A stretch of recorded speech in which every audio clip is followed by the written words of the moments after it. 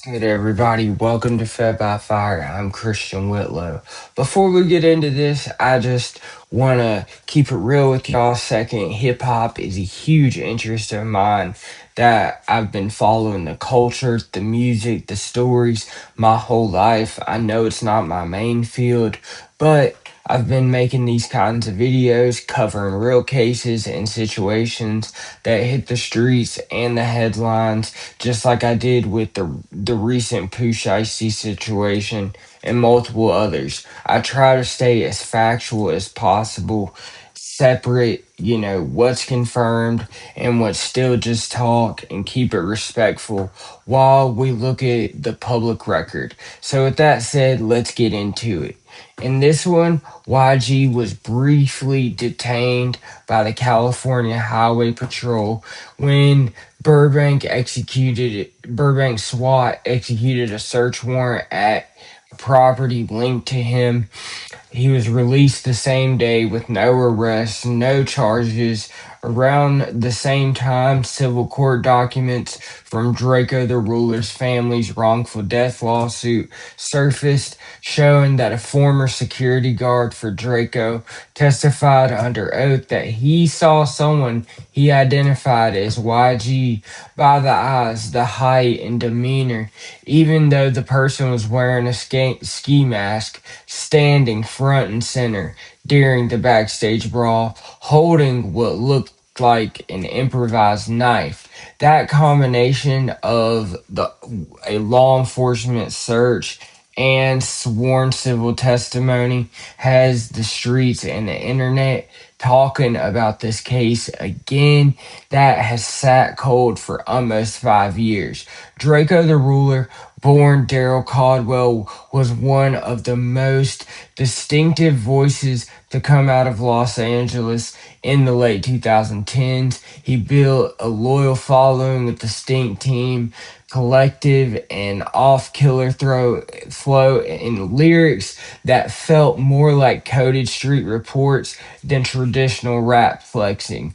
Before he ever stepped on that festival stage in December 2021, he had already lived through a full scale murder prosecution. In 2016, a shooting in Carson left one man dead and two others wounded. Drakeo was arrested and charged with first degree murder, attempted murder, and conspiracy. He spent years fighting the case, and in July 2019, a Compton jury acquitted him of the murder and the attempted murder counts. Some related gang and firearm charges hung but were later resolved. But the core murder case was over. He walked out of that chapter and went back to making music, only to find himself locked in a grueling, growing rivalry with YG, the Compton rapper, already established as a mainstream West Coast star. The tension between the two camps was public enough that people in LA knew about it, and both artists ended up booked on the same bill at the Once Upon a Time in LA festival on December 18th, 2021. My sober date's December 18th, 2024.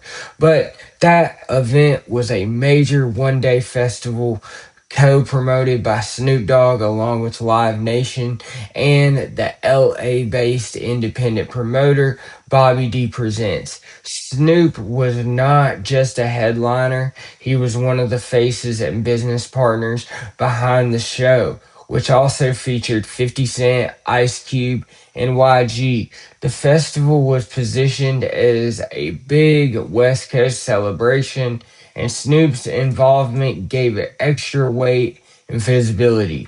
That night, Drakeo was stabbed in a chaotic backstage altercation that involved a large group of people. He was taken to the hospital in critical condition and died the following day at age 28, same age as me. Snoop Dogg, who was preparing to perform, canceled his set once he learned what had happened, and the rest of the event was shut down almost immediately. The rumor mill connected YG to the incident People pointed to the timing of YG's arrival, the prior beef, and the fact that both camps were present in the same restricted area. No arrests were made. The California Highway Patrol took the lead on the investigation.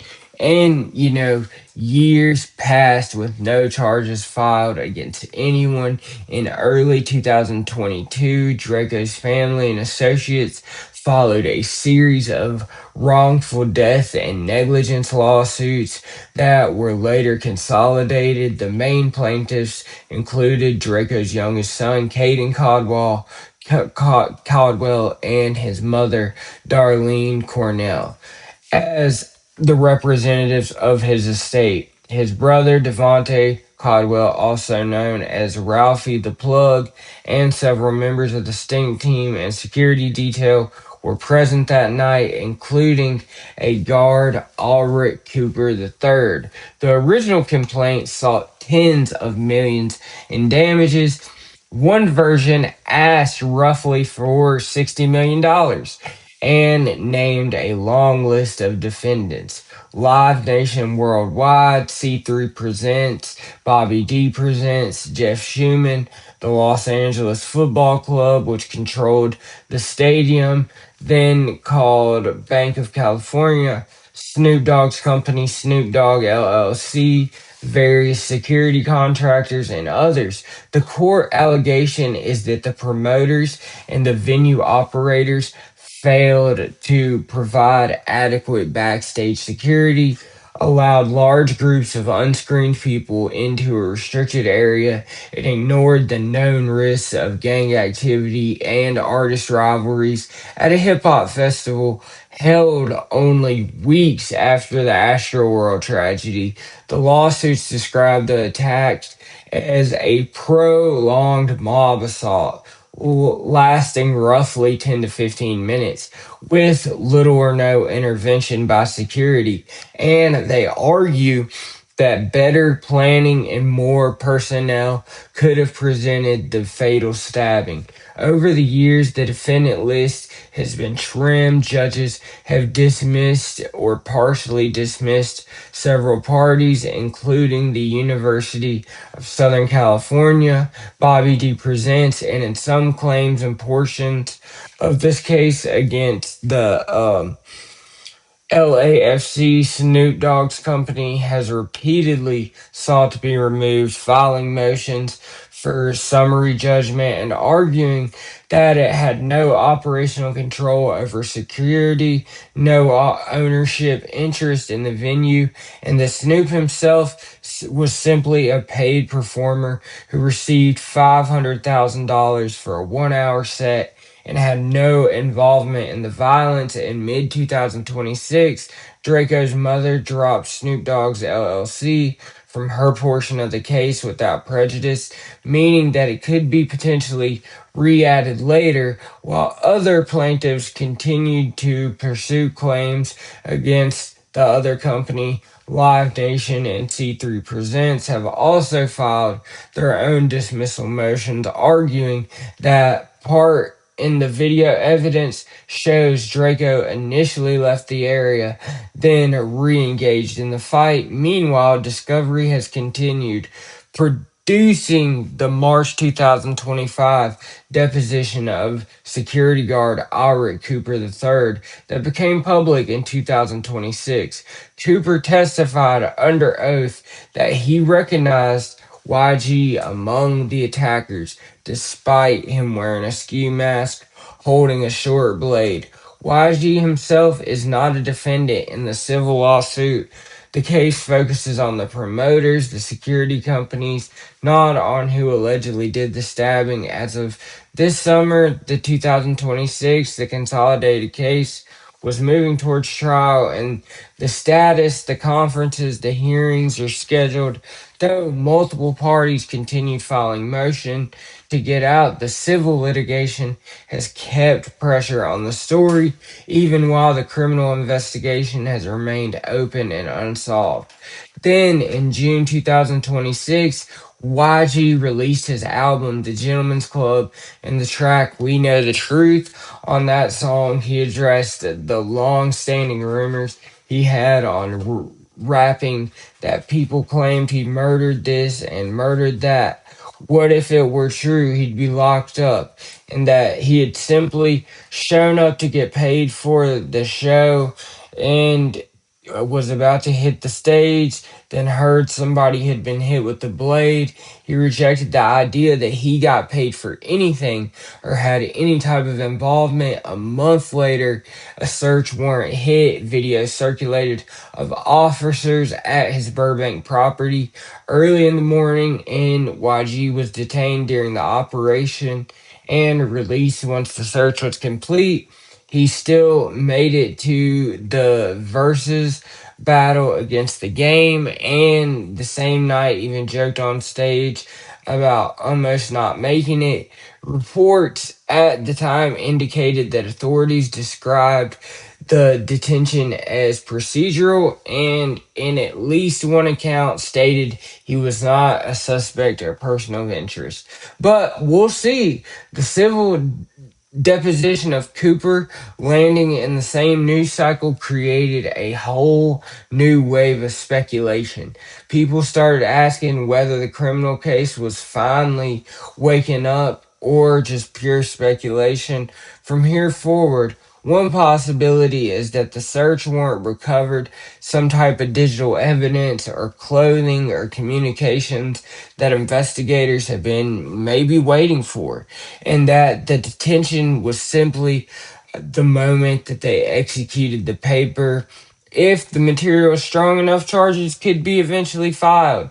We'll see, you know, against someone, whether it's YG or someone who else was present that night. Another possibility is that the security guard's identification combined with any remaining festival video or additional witnesses who have stayed quiet for years maybe has given prosecutors a whole new angle that they didn't have before. Technology's, improved since 2021. Facial recognition has enhanced. Video analysis and phone data can sometimes open old cases. A third possibility is that nothing substantial comes of either development, that the search turns up with nothing useful, that the civil testimony remains confined to the civil case against the promoters, including whatever remains of the claims against Snoop Dogg's company, and the criminal investigation continues exactly as it has for nearly 5 years, open and unsolved, and without any named suspects publicly or anyone identified. The outcome that would not be unusual. High profile street cases, especially in Los Angeles, have gone cold before, even when dozens of people were present and cameras were rolling. There's also the broader context of how these stories travel online. Every time a new piece of information surfaces, whether it's a song lyric, a search warrant, or a deposition, or an excerpt, it gets clipped, it gets captioned, and debated as if it's proof. YG's camp and supporters point to the lack of charges and his consistent denials, even though Draco supporters and family point to the rivalry, the timing, and now the security guard's words under oath. Both sides can find material that fits their narrative because the public record is incomplete. The only hard facts is that no one has been charged yet, and that Draco was killed on December 18th, 2021, and died the next day, and that the world lost a good artist. I was a big fan. No one has clearly been arrested or charged in the criminal investigation. Like we said, YG was detained for the search of his home and released without charges. And the civil witness gave us some testimony, saying what he said, but we will see what happens. And as the conversation moves online, eventually maybe this will quiet down until the next scrap of information appears.